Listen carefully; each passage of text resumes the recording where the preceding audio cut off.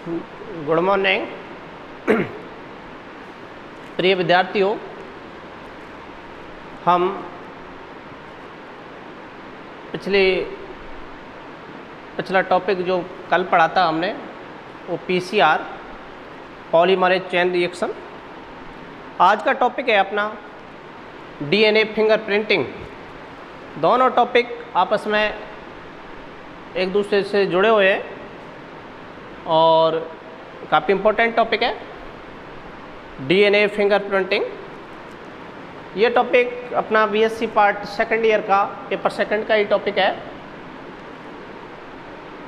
अभी हम देखेंगे कि डीएनए फिंगरप्रिंटिंग क्या होती है और कैसे ये कार्य करती है, क्या इसका प्रोसीजर है, क्या इसकी मेथड है। इसको समझने के लिए सबसे प्रथम मैं आपको इससे जुड़ी हुई कुछ बातें बता देता हूँ।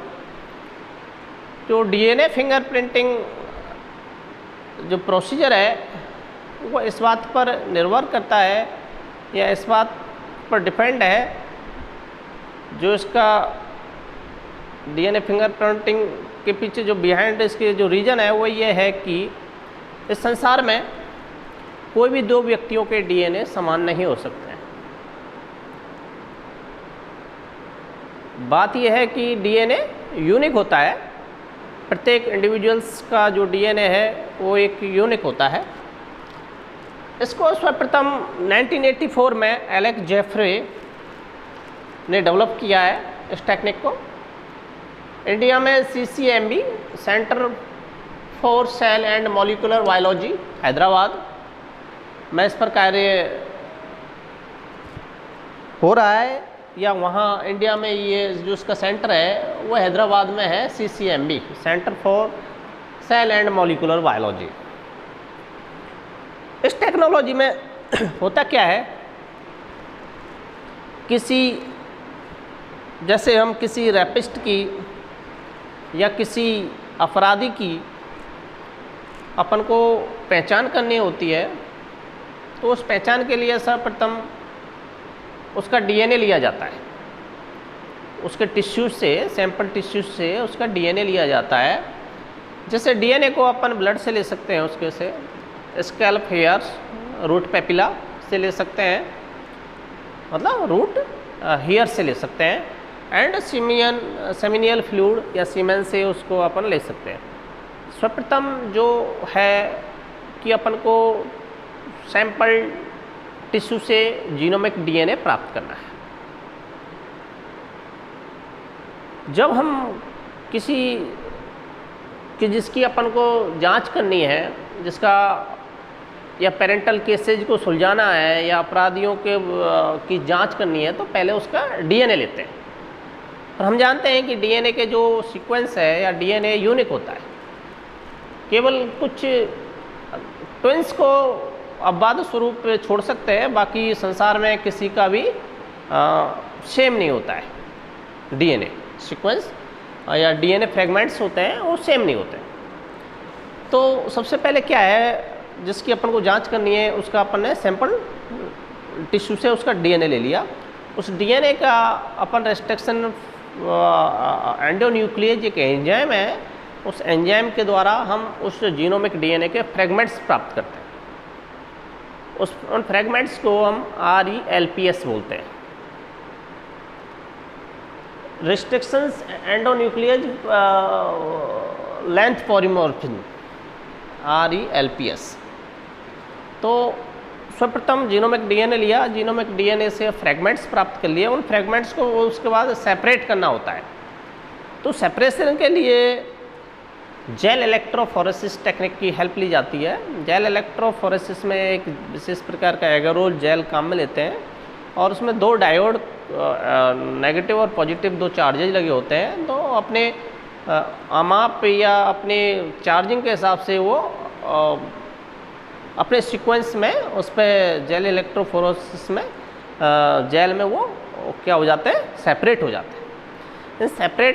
सेपरेटेड अपने डीएनए फ्रेगमेंट्स हैं, उसके बाद उनको अपन नाइट्रोसेलुलोज फिल्टर पेपर पे या नाइट्रोसेलुलोज पेपर पे लेते हैं।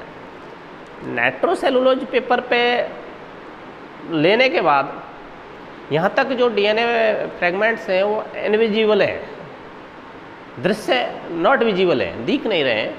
उसके बाद नाइट्रोसेलुलोज फिल्टर पे उनको फिक्स कर लेते हैं। फिक्स करने के बाद उसमें क्या है, प्रोब मिलाया जाता है, डीएनए प्रोब। डीएनए प्रोब होता है वो आइडेंटिकल होता है, उसका सीक्वेंस ज्ञात होता है, और जिसका सीक्वेंस ज्ञात हो और वो क्या होता है, प्रोब होता है।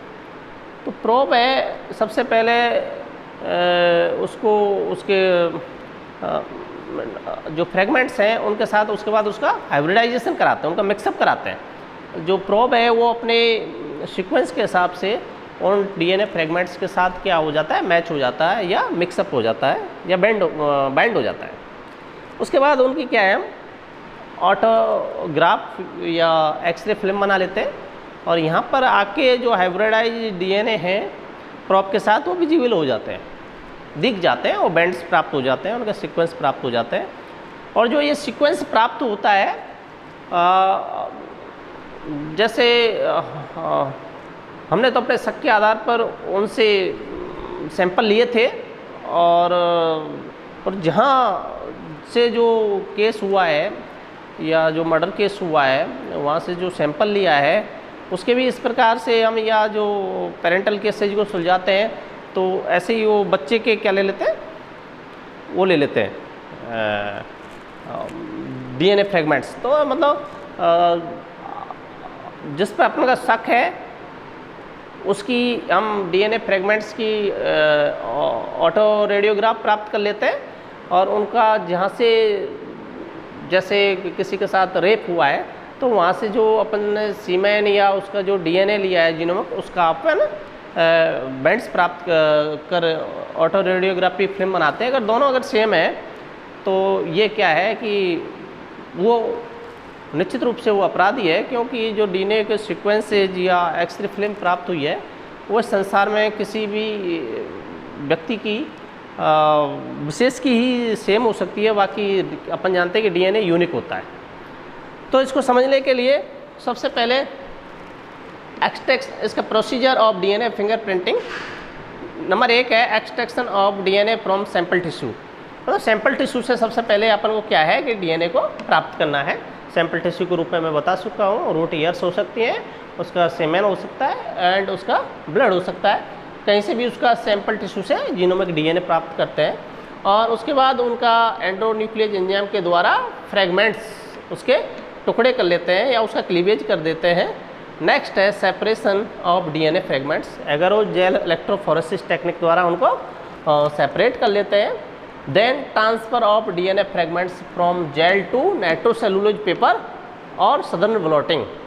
जो ये डीएनए फ्रेगमेंट्स प्राप्त हुए हैं इनको अपन नाइट्रोसेलुलोज पेपर पर ले लेते हैं। जेल इलेक्ट्रोफोरेसिस से डीएनए फ्रेगमेंट्स को नाइट्रोसेलुलोज पेपर पर लेना सदर्न ब्लॉटिंग कहलाती है। नेक्स्ट है इसके बाद production of radioactive DNA probe. मैं जैसे बता चुका हूँ कि डीएनए प्रोब होता है वो आइडेंटिकल होता है, उसका सीक्वेंस ज्ञात होता है, और जो सबसे पहला प्रोब है वो लाल सिंह जी साइंटिस्ट हुए हैं, उन्होंने प्राप्त किया है, जो कि क्रैत ब्लैक कोबरा से बेंगुरस फैसिएटस से, इसका जूलॉजिकल नाम बेंगुरस फैसिएटस से प्राप्त किया है, और उसका नाम है BKM बैंडेड क्रैत माइनर सैटेलाइट। जो फर्स्ट जो प्रोब है अपना कौन सा है, BKM। तो अपन ने एक सबसे इसके बाद क्या है कि production of radioactive DNA probe ले लिया। Then hybridise of DNA fragments with DNA probes on nitrocellulose paper. Nitrocellulose paper पर जो डीएनए फ्रेगमेंट्स अपन ने लिए हैं उनको हाइब्रिडाइज कराते हैं, उनका आपस में मिक्सअप कराते हैं, और उसके बाद क्या है कि यहाँ तक इनविजिबल ही हैं, वो हमको नहीं दिखते हैं। Then detection of hybrid DNA fragments X ray film से बनाकर ऑटो रेडियोग्राफ लिया जाता है, वहाँ पर क्या है बैंड विजिबल हो जाते हैं, और उनका एक जैसे तो वहाँ से अपन उसका प्राप्त कर लेते हैं। नेक्स्ट है डिटर्मिनेशन ऑफ रिजल्ट्स। यहाँ पर क्या है कि जब वो बैंड्स प्राप्त होते हैं, अगर वो उस व्यक्ति का जिसका कि अपन को शक है उसके भी बैंड्स अगर सेम प्राप्त होते हैं तो वो विक्टिम माना जाता है। इसको अपन डायग्रामेटिकली देखने के लिए, समझने के लिए ये चित्र का जो मैंने बनाया है डायग्राम, इसका यूज देख लेते एक बार। ये किसी से अपन ने जीनोमिक डीएनए प्राप्त कर लिया। प्रोसीजर को समझने के लिए सबसे पहले सैंपल टिश्यू से जीनोमिक डीएनए प्राप्त किया है, उसका क्लीवेज रेस्ट्रिक्शन एंडोन्यूक्लियस द्वारा क्लीवेज करके उसके डीएनए फ्रेगमेंट्स प्राप्त कर लिए और उनको जेल इलेक्ट्रोफोरेसिस द्वारा एगारो जेल है यहाँ पे, उनके क्या है अपन ने उसको सेपरेट कर लिया। उसके बाद इन सेपरेटेड जो डीएनए फ्रेगमेंट्स हैं इनको नाइट्रोसेलुलोज फिल्टर पे लेते हैं। नाइट्रोसेलुलोज फिल्टर पे लेने के लिए एगारो जेल है ये, इसमें अपन के डीएनए है, नीचे बफर भरा हुआ है एसएससी सोडियम सैलाइन कल्चर, और इसके ऊपर नाइट्रोसेलुलोज फिल्टर के ऊपर ये क्या है बेट रखा हुआ है, ये ड्राई शीट्स फिल्टर्स रखे हुए हैं। तो उस ऊपर से जब दबाव पड़ता है और नीचे बफर है तो ये क्या है इस प्लेट पे निचालित या जम जाते हैं, फिक्स हो जाते हैं, और फिक्स करने के लिए थोड़ा टेम्परेचर बेकिंग बढ़ाकर इनको अपन फिक्स कर लेते हैं। इस प्रकार ये एक प्लेट या एक फिल्म में तैयार हो, एक स्लाइड तैयार हो जाती है और उसके बाद इस स्लाइड को हम ये नाइट्रोसेलुलोज पेपर पे अपने डीएनए फ्रेगमेंट्स आ गए, उनको फिर क्या है हम प्रोब से हाइब्रिडाइज कराते हैं, मिक्सअप कराते हैं, किससे? प्रोब से, और एक्सेज ऑफ जो डीएनए होता है उसको अपन वॉश कर देते हैं, धो देते हैं। उसके बाद इसकी क्या है कि एक्सरे फोटोग्राफिक फिल्म बनाई जाती है और उससे क्या है auto radiograph showing hybrid DNA, ये हाइब्रिड डीएनए की एक कोई अपन को फिल्म प्राप्त हो गई, एक स्लाइड प्राप्त हो गई। अगर ये स्लाइड और जहाँ से अपन ने ये जिस व्यक्ति से लिए है और जिस जगह पे कोई अपना केस हुआ है वहाँ से प्राप्त टिश्यूज के जीनोमिक डीएनए से भी अगर ऐसी ही प्लेट प्राप्त होती है तो गारंटी से वो विक्टिम है, अगर नहीं है तो वो विक्टिम नहीं है। हम जानते हैं कि संसार में जो डीएनए होता है वो यूनिक होता है, तो ये विधि है, इसकी जो उपयोगिता है वो दो ही बातों में है कि पेरेंटल केसेज को सुलझाने के लिए एंड रेपिस्ट या जो अपन के चोर हैं उनका पता लगाने के लिए, मर्डर केसों को खुलासे करने के लिए इसको अपन काम में लेते हैं। ये वेरी इंपॉर्टेंट टॉपिक है आज आपका डीएनए फिंगरप्रिंटिंग, इसको आप घर जाके पढ़ोगे। Thank you so much.